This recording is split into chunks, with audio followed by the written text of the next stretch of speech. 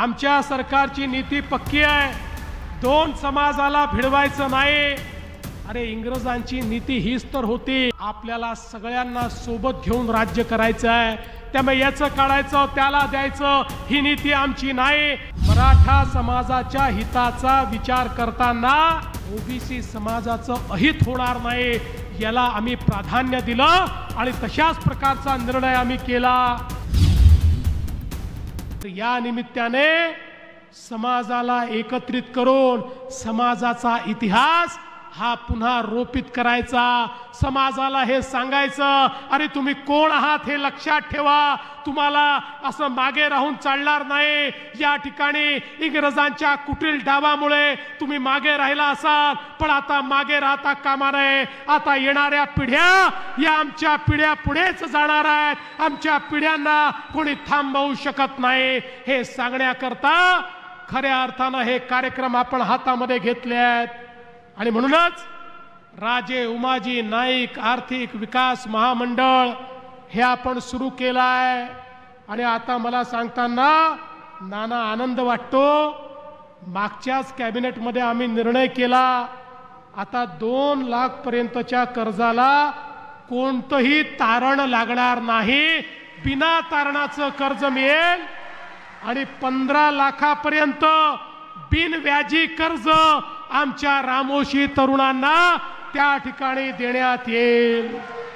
महामंडळाचे व्यवस्थापक या ठिकाणी आहेत, त्यांना मी सूचना करतो, शेवटी समाजामध्ये जागृती कमी आहे, नेते फिरतायत, पण तुम्ही देखील स्वतः समाजातले तरुण हुडकून काढा, त्या तरुणांना प्रशिक्षणाच्या योजना सुरू करा, त्या प्रशिक्षणानंतर त्यांना कर्ज द्या आणि त्यांना आपल्या पायावर उभं करा।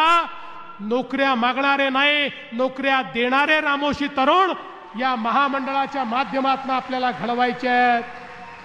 खरं म्हणजे या तरुणाईच्या हातामध्ये खूप ताकद आहे, क्षमता आहे, त्याला योग्य वाट आपल्याला मिळवून द्यायची आहे।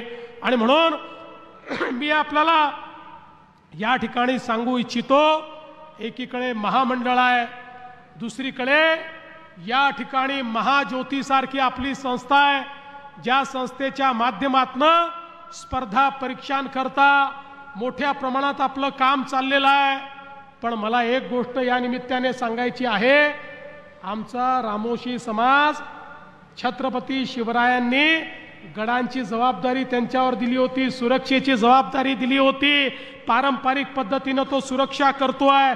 आणि म्हणून आपल्या आर्थिक विकास महामंडळाने आणि सारथीने मिळून एक प्रशिक्षणाची योजना तयार करायची, जे प्रशिक्षण आमच्या रामोशी बेरड आणि बेडर समाजाकरता त्यांना पोलीस भरतीमध्ये जास्तीत जास्त प्रशिक्षण मिळेल याकरता ही योजना तयार करायची, ज्या माध्यमातून प्रशिक्षित होऊन आमच्या पोलीस भरतीमध्ये आमच्या रामोशी बेरड आणि बेडर समाजाचे जास्तीत जास्त तरुण आणि तरुणी देखील त्या ठिकाणी गेल्या पाहिजेत। याकरता एक नवीन योजना येत्या काळामध्ये आपण सुरू करू आणि त्यातनं निश्चितपणे हे कार्य आपण पुढे नेऊ।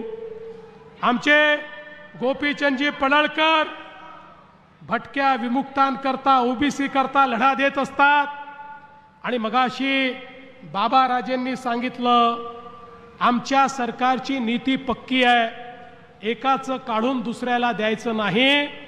आमच्या सरकारची नीती पक्की आहे, दोन समाजाला भिडवायचं नाही। अरे इंग्रजांची नीती हीच तर होती, इंग्रजांनी आपल्या समाजाला त्या ठिकाणी एकमेकाशी त्या ठिकाणी झुंजवत ठेवलं, या समाजाला विभाजित ठेवलं आणि म्हणून इंग्रजांनी राज्य केलं।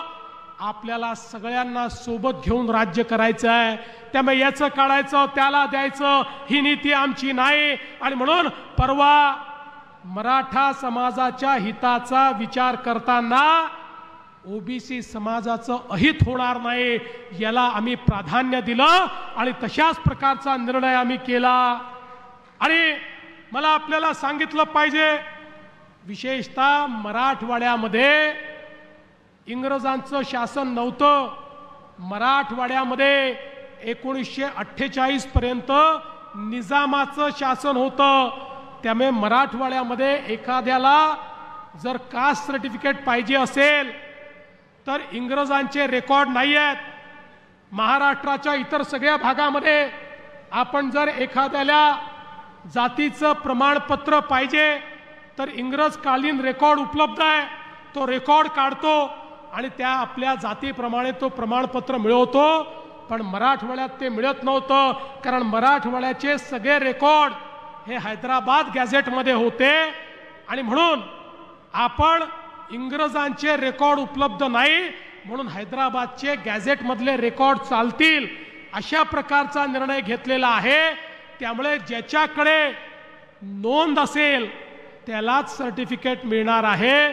सरसकट सर्टिफिकेट नाही, नोंद असलेल्यालाच त्या ठिकाणी सर्टिफिकेट मिळण्याच्या संदर्भात सोपी कार्यपद्धती आपण केली. यामुळे मराठा समाजाचा खरी नोंद असलेला जो व्यक्ती आहे तो वंचित राहणार नाही, त्याला त्याचा फायदा होणार आहे. पण त्याच वेळी ओबीसी समाजाच्या ताटातलं कुठेही काढून घेण्याचं काम आम्ही केलेलं नाही.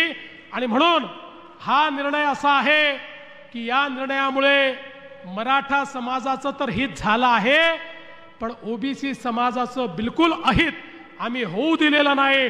आणि मी या ठिकाणी सांगतो, जोपर्यंत हे सरकार आहे काहीही झालं तरी ओबीसीचं अहित आम्ही होऊ देणार नाही.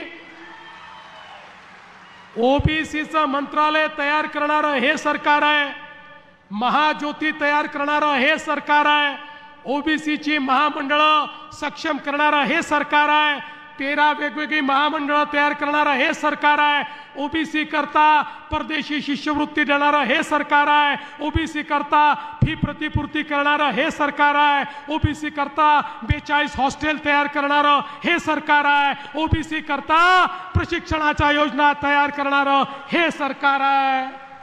याचं कारण आम्हाला हे माहिती आहे की जोपर्यंत छत्रपती शिवरायांसोबत लढणाऱ्या 18 पगड जातींना आम्ही मुख्यधारेमध्ये आणणार नाही तोपर्यंत शिवकार्य कधीच पूर्ण होऊ शकत नाही. ओबीसींचा त्या ठिकाणी उत्थान, ओबीसींचा विकास म्हणजे शिवकार्य आहे आणि ते शिवकार्य केल्याशिवाय हे सरकार कधीच थांबणार नाही. आणि म्हणून कोणीही मनात शंका आणू नका, आम्ही दबावापोटी काम करत नाही, आम्ही समाजाच्या प्रेमापोटी काम करतो. त्यामुळे कुठलाही समाज मागण्या घेऊन आल्यानंतर त्या समाजाच्या योग्य मागण्या या निश्चितपणे पूर्ण करण्याचं काम हे आमचं सरकार यापुढेही करेल. आणि दौलत नाना, काळजी करू नका, तुम्ही संकोच करत होतात, तुम्ही म्हणत होतात मागण्या तर अनेक झाल्या पण अजून मागण्या आहेत. समाजाच्या मागण्या कधी संपत नसतात, त्या एक संपली की दुसरी मागणी मागायची असते आणि तुम्ही मागत राहा आणि आम्ही देत राहू. आणि आम्ही का देऊ माहिती आहे? तुम्ही आम्हाला निवडून दिलं म्हणून देऊ शकतो. त्यामुळे आम्ही काही आमच्या पदरचं देत नाही, आमच्या खिशातलं देत नाही. आम्हाला तुम्ही देण्याचा अधिकार दिला म्हणून जे तुमचं आहे ते तुम्हाला आम्ही देतो आहे.